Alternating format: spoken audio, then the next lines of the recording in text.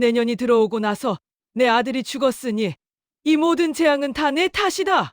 박 씨의 날카로운 목소리가 겨울 바람보다 차갑게 연화의 귓전을 때렸습니다. 연화는 무릎이 꺾여 마루 위에 주저앉았고 눈물도 나오지 않았습니다. 남편의 상을 치른 지 사흘째 시어머니 박 씨와 시동생들은 기다렸다는 듯 연화를 대청마루로 끌어냈습니다. 이 집안 재산을 가로채려고 했지. 남편 죽자마자 문서를 뒤적이더라는 소문 다 들었다. 둘째 시동생이 손가락으로 연화를 가리키며 소리쳤고 셋째 시동생은 이미 연화의 방을 뒤지고 있었습니다. 연화는 입술을 깨물며 고개를 저었지만 아무도 그녀의 말을 들으려 하지 않았습니다. 박 씨는 지팡이를 탁 내리치며 말했습니다. 당장 이 집에서 나가거라. 한 푼도 줄 수 없다. 한겨울 눈보라가 몰아치는 밤 연화는 단 한 벌의 옷만 걸친 채 대문 밖으로 내동댕이 쳐졌습니다. 뒤에서 대문이 쾅 하고 닫혔고 그녀는 눈 쌓인 골목길에 홀로 남겨졌습니다. 차가운 바람이 볼을 핥히며 지나갔고 연화는 떨리는 손으로 치맛자락을 움켜쥐었습니다. 그날 이후 그녀의 인생은 완전히 무너졌습니다. 이야기 보따리를 풀기 전 조선 야담 서재에 오신 걸 환영합니다. 이제 시작합니다. 일부. 사실 연화는 그리 오래되지 않은 며느리였습니다. 최 씨 가문의 둘째 아들 최석준과 혼인한 지 겨우 3년째, 그녀는 남편과 단란하게 살아가고 있었습니다. 석준은 비록 몸이 약했지만 마음이 따뜻한 사람이었고 연화를 늘 아꼈습니다. 두 사람은 아이를 기다리고 있었고 연화는 매일 아침 정성껏 약을 달여 남편에게 올렸습니다. 그러던 어느 날 새벽 석준이 갑자기 고열에 시달리기 시작했습니다. 의원을 불렀지만 소용이 없었고 사흘 만에 석준은 눈을 감았습니다. 연화는 남편의 손을 붙잡고 통곡했지만 시어머니 박 씨는 그녀를 차갑게 밀어냈습니다. 울음소리가 시끄럽구나. 애도 못 낳은 주제에 무슨 과부 행세냐. 박 씨의 말은 비수처럼 연화의 가슴을 찔렀습니다. 장례를 치르는 동안 연화는 한마디도 하지 못했고 그저 남편의 영정 앞에서 고개를 숙이고 있을 뿐이었습니다. 하지만 장례가 끝나자마자 분위기가 달라졌습니다. 큰 시동생과 둘째 시동생이 연화를 대청마루로 불렀고 박 씨도 함께 자리했습니다. 그들의 눈빛은 차가웠고 연화는 무언가 이상한 기운을 느꼈습니다. 형수님, 석준 형님이 남긴 문서가 있다면서요? 큰 시동생이 조심스럽게 물었지만 그 목소리에는 의심이 가득했습니다. 연화는 고개를 저었습니다. 저는 아무것도 모릅니다. 서방님께서 그런 말씀을 하신 적이 없습니다. 그 순간 둘째 시동생이 냉소를 지었습니다. 그럼 형수님 방에서 뭘 뒤지고 계셨습니까? 마을 사람들이 다 봤다던데요. 연화는 숨이 막혔습니다. 그날 그녀는 남편의 유품을 정리하고 있었을 뿐인데 누군가 그 모습을 보고 엉뚱한 소문을 퍼뜨린 것입니다. 박 씨가 지팡이를 바닥에 내리치며 말했습니다. 내가 들어온 뒤로 우리 집안의 우환이 끊이질 않았다. 내 아들도 내 때문에 죽었을 게다. 연화는 입술을 깨물고 눈물을 참았지만 박 씨는 멈추지 않았습니다. 셋째 시동생이 이미 연화의 방으로 들어가 뒤지기 시작했고 연화는 그들을 막을 힘조차 없었습니다. 박 씨는 차갑게 말했습니다. 당장 짐을 싸거라. 이 집에 내가 있을 자리는 없다. 연화는 무릎을 꿇고 애원했습니다. 어머님, 제발 한 번만 용서해 주십시오. 저는 정말 아무것도. 하지만 박 씨는 고개를 돌렸고 시동생들은 연화를 일으켜 세워 대문 밖으로 밀어냈습니다. 한겨울 눈보라가 몰아치는 밤 연화는 한 푼의 노잣돈도 없이 골목길에 내동댕이 쳐졌습니다. 그녀는 떨리는 손으로 치맛자락을 움켜쥐고 눈밭 위에 주저앉았습니다. 하늘에서는 눈이 내렸고 바람은 그녀의 볼을 핥히며 지나갔습니다. 연화는 고개를 들어 하늘을 바라보았지만 별 하나 보이지 않았습니다. 그녀는 눈물도 나오지 않는 얼굴로 중얼거렸습니다. 이제 어디로 가야 하나? 그날 밤 연화는 마을 외곽의 폐가에서 겨우 몸을 누였습니다. 추위에 떨며 밤을 지새우는 동안 그녀는 남편 석준의 마지막 모습을 떠올렸습니다. 석준은 죽기 전날 밤 연화의 손을 꼭 잡고 말했었습니다. 여보, 미안하오. 당신을 지켜주지 못해서. 그때는 무슨 뜻인지 몰랐는데 이제야 그 말이 가슴에 박혔습니다. 석준은 이미 알고 있었던 걸까요? 자신이 죽으면 가족들이 연화를 어떻게 대할지를. 연화는 얼어붙은 손으로 눈물을 닦았습니다. 하지만 눈물은 계속 흘러내렸고 그녀는 그저 웅크린 채 밤을 견뎠습니다. 다음 날 아침 연화는 몸을 일으켜 마을 장터로 향했습니다. 무언가를 팔아서라도 끼니를 해결해야 했기 때문입니다.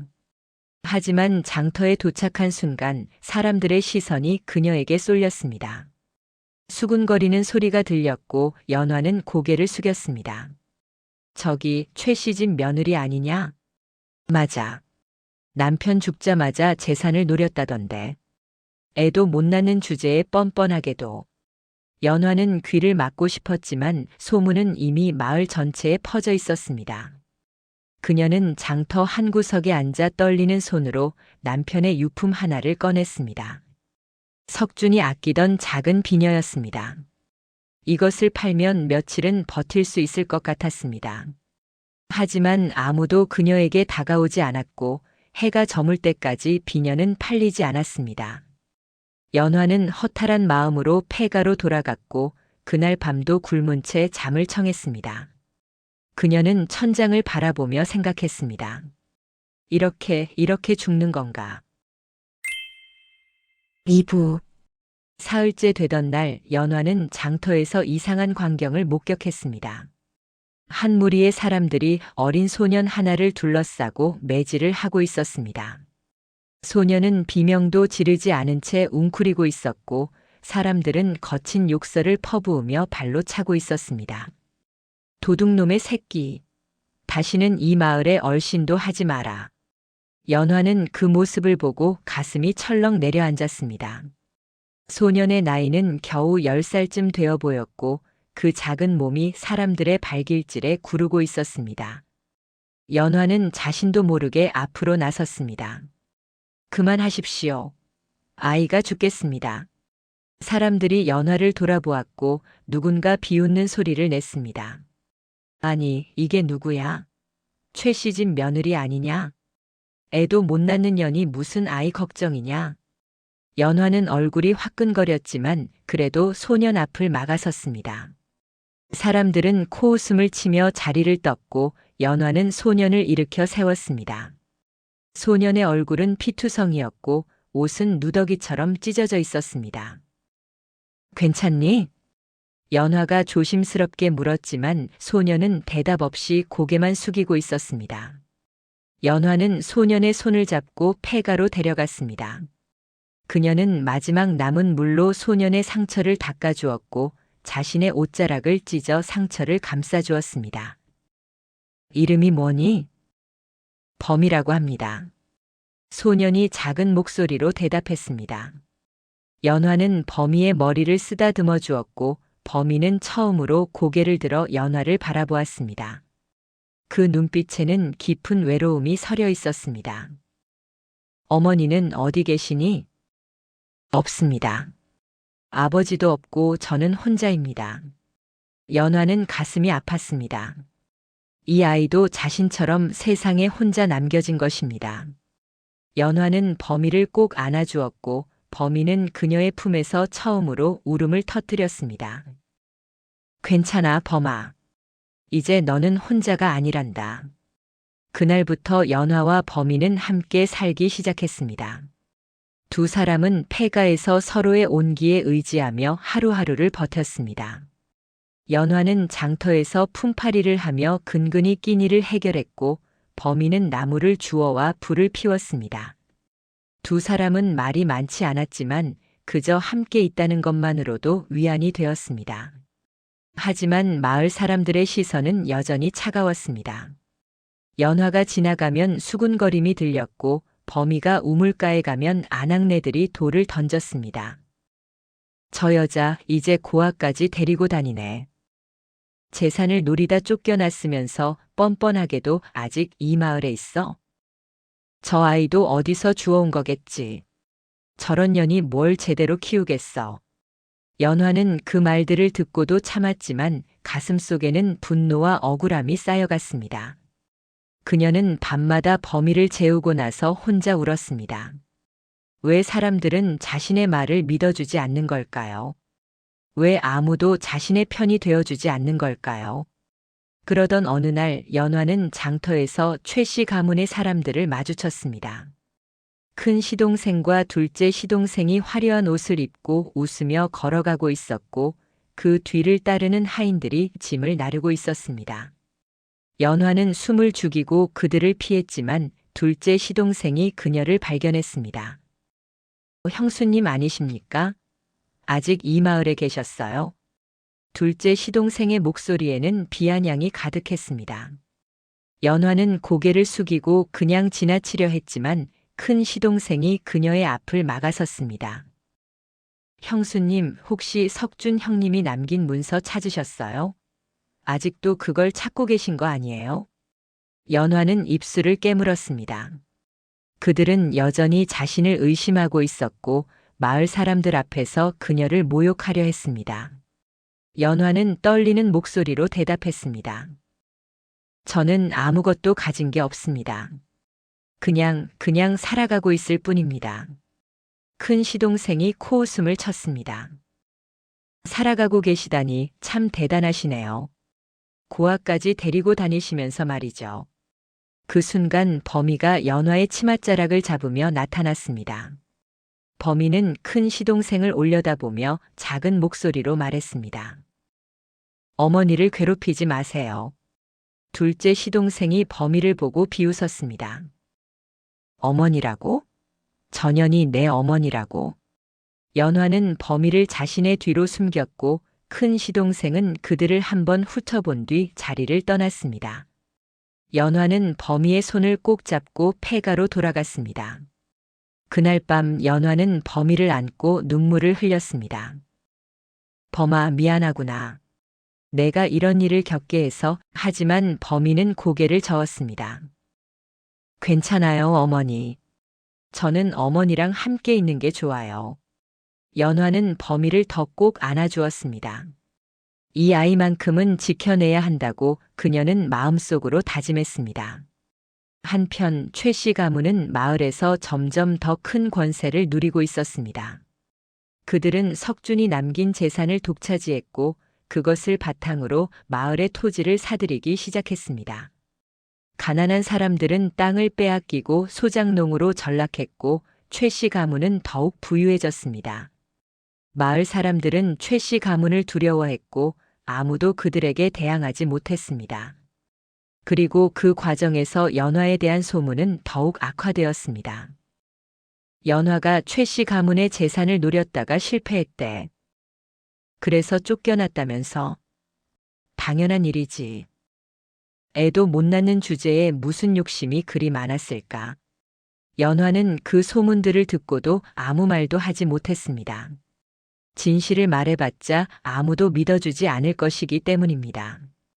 그녀는 그저 범이와 함께 조용히 살아가려 했지만 최 씨 가문은 그녀를 그냥 두지 않았습니다. 3부. 겨울이 깊어지면서 연화와 범이의 삶은 더욱 힘들어졌습니다. 폐가는 바람이 새어 들어왔고 연화는 범이가 얼어 죽을까봐 밤새 불을 지폈습니다. 하지만 나무를 구하기도 점점 어려워졌고 두 사람은 굶는 날이 많아졌습니다. 어느 날 밤 연화는 범이가 열에 시달리는 것을 발견했습니다. 범이의 이마는 뜨거웠고 입술은 바짝 말라 있었습니다. 연화는 황급히 범이를 안고 마을의 의원을 찾아갔지만 의원은 문을 열어주지 않았습니다. 돈이 없으면 치료할 수 없어. 연화는 무릎을 꿇고 애원했습니다. 제발 아이만은 살려주십시오. 제가 무엇이든 하겠습니다. 하지만 의원은 고개를 저었습니다. 당신이 누군지 다 알고 있어. 최 씨 가문에서 쫓겨난 여자 아니오? 내가 당신을 도와주면 나도 최 씨 가문의 미움을 살 것이오. 연화는 절망했습니다. 최 씨 가문의 권세가 이토록 컸던 것입니다. 그녀는 범위를 안고 폐가로 돌아갔고 밤새 범위의 이마를 차가운 물수건으로 식혀주었습니다. 범위는 신음하며 연화의 이름을 불렀고 연화는 눈물을 흘리며 범위의 손을 잡았습니다.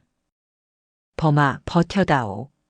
제발 제발 버텨다오. 다행히 범위는 나흘 만에 열이 내렸고 연화는 안도의 한숨을 쉬었습니다. 하지만 그날 이후 연화는 결심했습니다. 이대로는 안 된다고, 무언가를 해야 한다고. 연화는 장터에서 품팔이를 더 열심히 하기 시작했습니다. 하루 종일 일하고 돌아오면 몸은 천근만근이었지만 범위를 위해서라면 참을 수 있었습니다. 하지만 최 씨 가문은 그녀를 가만두지 않았습니다. 어느 날 저녁 연화가 폐가로 돌아가는 길에 낯선 사내 둘이 그녀를 막아섰습니다. 사내들의 눈빛은 사나봤고 연화는 본능적으로 뒤로 물러섰습니다. 당신이 연화요? 누구십니까? 최 씨 어르신께서 보내셨소. 당신이 아직도 이 마을에 있으면 안 된다고 하시더군. 연화는 숨이 막혔습니다. 최 씨 가문이 자객을 보낸 것입니다. 사내들이 한 걸음씩 다가왔고 연화는 뒤로 물러서다가 넘어졌습니다. 제발 저를 그냥 내버려 두십시오. 하지만 사내들은 멈추지 않았습니다. 그 순간 범위가 어디선가 나타나 연화 앞을 막아섰습니다. 범위는 떨리는 목소리로 외쳤습니다. 어머니를 건드리지 마세요. 사내 하나가 범위를 밀쳤고 범위는 바닥에 쓰러졌습니다. 연화는 비명을 지르며 범위를 안았고 사내들은 그 모습을 보고 비웃었습니다. 이번엔 경고다. 다음엔 목숨을 장담할 수 없을 것이오. 사내들이 사라진 뒤 연화는 범위를 안고 통곡했습니다. 온몸이 떨렸고 두려움이 그녀를 짓눌렀습니다. 이대로는 정말 죽을 수도 있었습니다. 범아, 우리 여기를 떠나야겠구나. 연화는 그날 밤 범위를 데리고 마을을 떠나기로 결심했습니다. 하지만 어디로 가야 할지, 어떻게 살아야 할지 막막하기만 했습니다. 두 사람은 짐을 꾸리고 한밤중에 폐가를 빠져나왔습니다. 마을을 벗어나 산길로 접어들었을 때 뒤에서 발소리가 들렸습니다. 연화는 범위의 손을 꼭 잡고 뛰기 시작했습니다. 뒤쫓아오는 사람들의 목소리가 점점 가까워졌고 연화는 숨이 차올랐지만 멈추지 않았습니다. 범아, 절대 놓치지 마. 두 사람은 깊은 산속으로 도망쳤고 어둠 속에서 나무 뿌리에 걸려 넘어지기를 반복했습니다. 연화의 손은 피투성이가 되었고 범위는 울음을 참으며 연화를 따라갔습니다. 한참을 달린 끝에 두 사람은 깊은 동굴을 발견했고 그 안으로 숨어들었습니다. 뒤쫓던 사람들의 발소리가 점점 멀어졌고 연화는 그제야 주저앉아 숨을 몰아쉬었습니다. 어머니, 괜찮으세요? 범위가 떨리는 목소리로 물었고 연화는 고개를 끄덕였습니다. 괜찮다, 범아. 이제 안전하다. 하지만 연화는 알고 있었습니다. 이것은 시작에 불과하다는 것을. 최 씨 가문은 그녀를 끝까지 쫓아올 것이고 그녀와 범인은 계속 도망쳐야 할 것입니다. 그날 밤 동굴 안에서 연화는 범위를 안고 눈물을 흘렸습니다. 온몸이 찢어질 듯 아팠지만 그녀는 이를 악물고 멈추지 않았습니다. 범인은 연화의 품에서 잠들었고 연화는 어둠 속에서 중얼거렸습니다. 반드시 이 억울함을 풀고야 말 것이다. 사부. 며칠이 지나고 연화와 범인은 산속 작은 움막에서 숨어 지냈습니다. 근처 샘물로 목을 축이고 산나무를 캐서 끼니를 해결했습니다. 하지만 겨울은 점점 깊어졌고 두 사람의 몸은 날로 약해져 갔습니다. 어느 날 아침 범이가 움막 밖에서 무언가를 발견했습니다. 범이가 얼마 전 잃어버린 낡은 주머니였습니다. 범인은 그것을 연화에게 가져왔고 연화는 주머니를 열어보았습니다. 안에는 작은 옥패 하나가 들어 있었습니다. 옥패에는 기이한 문양이 새겨져 있었고 연화는 그것을 보고 눈을 크게 떴습니다. 이 문양은 어디선가 본 적이 있는 것 같았습니다. 범아, 이게 내 것이었니? 범인은 고개를 끄덕였습니다. 예. 어렸을 때부터 가지고 있었어요. 어머니가 아버지가 남겨주셨다고 하셨어요. 연화는 옥패를 자세히 살펴보았습니다. 그리고 문득 기억이 떠올랐습니다. 이것은 조정의 고위 관료들만이 지니는 옥패였습니다. 그렇다면 범인은, 범아, 내 부모님은 어떤 분이셨니? 범인은 고개를 저었습니다. 저도 잘 모르겠어요. 어렸을 때 부모님이 돌아가셨고 저는 혼자 떠돌았어요. 연화는 가슴이 두근거렸습니다. 혹시 범이가 생각보다 중요한 아이일지도 모른다는 생각이 들었습니다.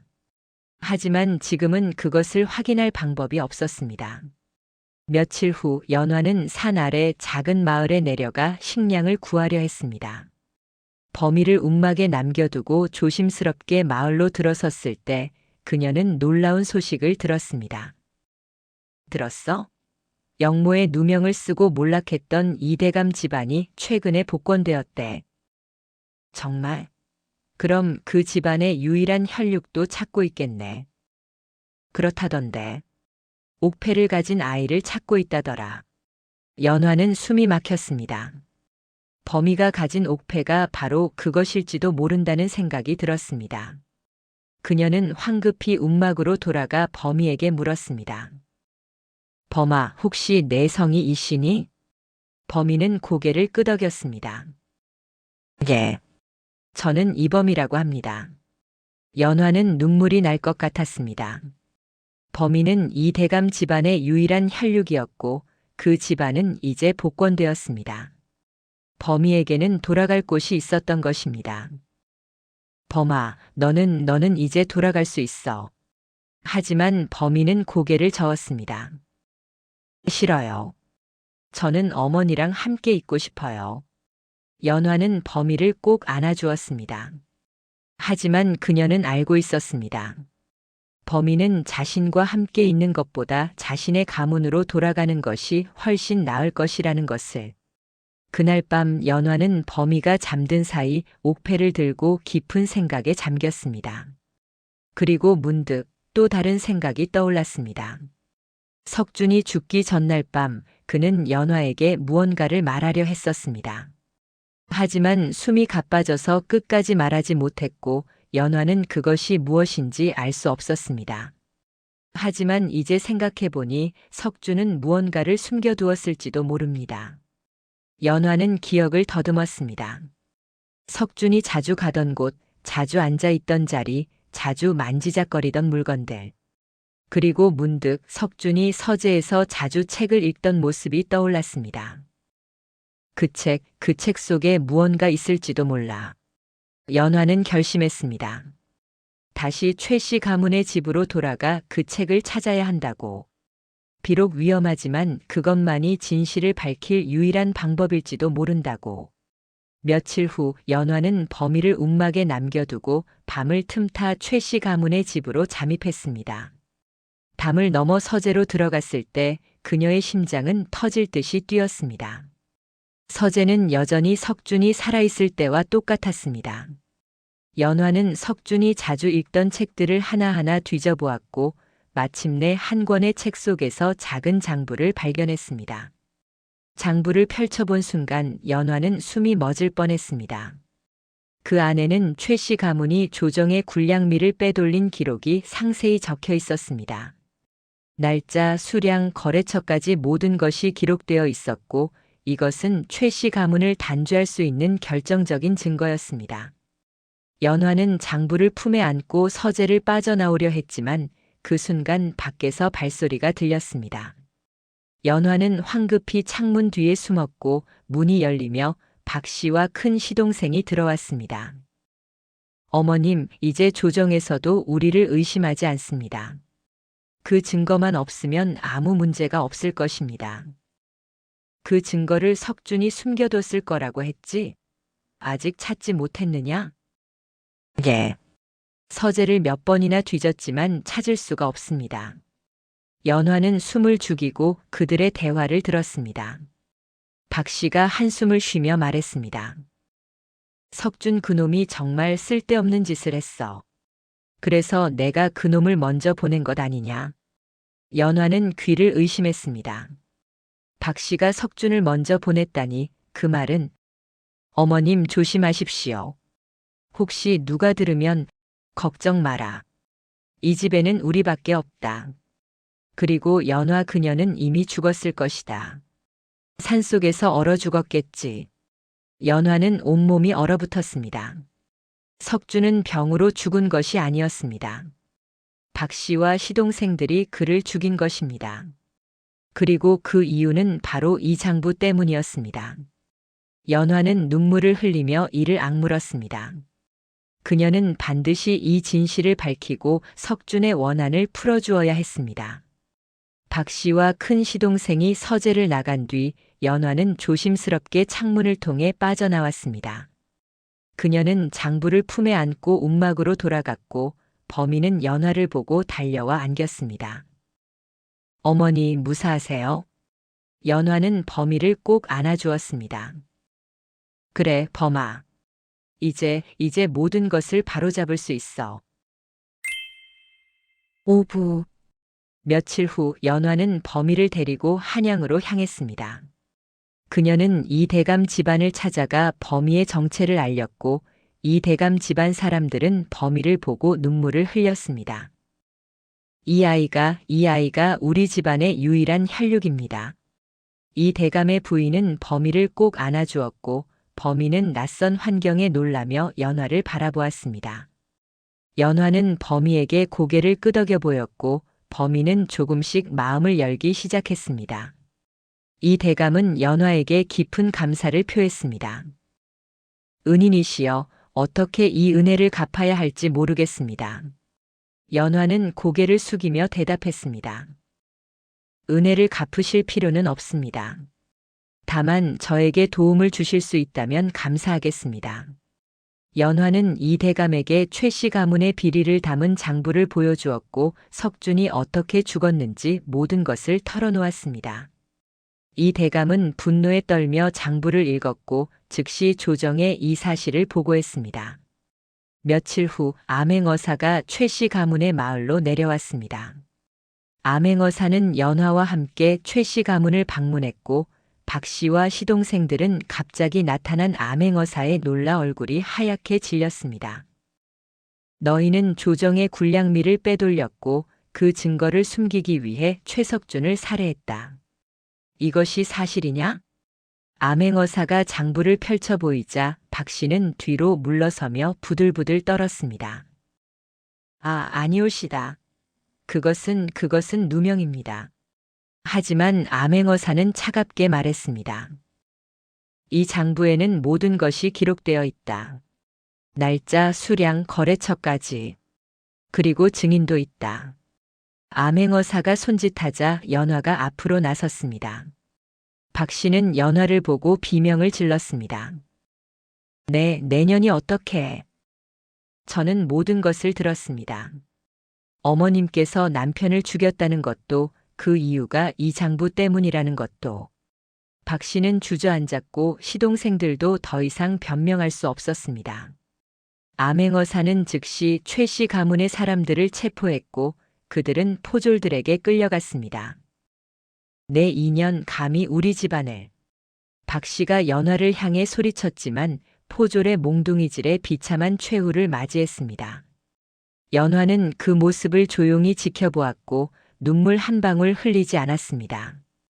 며칠 후 조정에서는 최씨 가문에 대한 판결이 내려졌습니다. 대역죄와 횡령죄로 전 재산을 몰수당하고 박 씨와 시동생들은 유배형에 처해졌습니다. 최씨 가문은 멸문지화를 당했고 마을 사람들은 충격에 휩싸였습니다. 그리고 연화는 정식으로 범이의 어머니로 인정받았습니다. 이 대감은 연화에게 큰 저택을 하사했고 연화는 범이와 함께 그곳에서 살기 시작했습니다. 에필로그. 봄이 왔습니다. 연화와 범이가 사는 저택의 마당에는 꽃이 피어나기 시작했고 따뜻한 햇살이 기와 위에 내려앉았습니다. 연화는 마당을 쓸며 범이를 바라보았습니다. 범이는 이제 이대감 집안의 정식 후계자로 인정받았고 학당에 다니며 글을 배우고 있었습니다. 범이는 마루에 앉아 책을 읽다가 연화를 보고 환하게 웃었습니다. 어머니, 오늘 학당에서 훈장님께 칭찬받았어요. 연화는 범이의 머리를 쓰다듬어 주며 말했습니다. 그래, 우리 범이 참 잘했구나. 마을 사람들은 이제 연화를 다르게 대했습니다. 그녀가 억울한 누명을 쓰고 쫓겨났다는 사실이 알려졌고 사람들은 그녀에게 고개를 숙이며 사과했습니다. 정말 죄송합니다. 저희가 소문만 믿고 당신을 오해했습니다. 연화는 고개를 저으며 말했습니다. 괜찮습니다. 이제 다 지나간 일입니다. 하지만 연화의 마음속에는 여전히 석준이 있었습니다. 그녀는 매일 아침 석준의 제사상을 차리고 조용히 기도했습니다. 서방님의 억울함을 풀었습니다. 이제 편히 쉬세요. 해가 저물 무렵 연화는 마당에 앉아 저녁 노을을 바라보았습니다. 범이가 연화 옆에 앉으며 말했습니다. 어머니 행복하세요? 연화는 범이를 보며 미소 지었습니다. 그래, 범아. 나는 행복하단다. 그 집은 다시 사람 사는 집이 되었습니다. 저녁 햇살이 기와 위에 내려앉았고 마당에는 꽃향기가 가득했습니다. 연화와 범이는 조용히 서로의 곁에 앉아 있었고 그 모습은 평화로웠습니다. 세월이 흘러 범이는 훌륭한 청년으로 자라났고 연화는 마을에서 가장 존경받는 어른이 되었습니다. 사람들은 연화의 이야기를 듣고 고개를 끄덕였습니다. 참으로 인과응보로구나. 욕심이 사람을 망치는구나. 하지만 연화는 그저 조용히 미소 지을 뿐이었습니다. 그녀는 더 이상 말이 필요 없었습니다. 그저 범이와 함께 하루하루를 살아가는 것, 그것으로 충분했습니다. 오늘 이야기는 여기까지입니다. 조선 야담 서재, 다음 이야기에서도 함께 해주세요. 구독과 좋아요 부탁드립니다.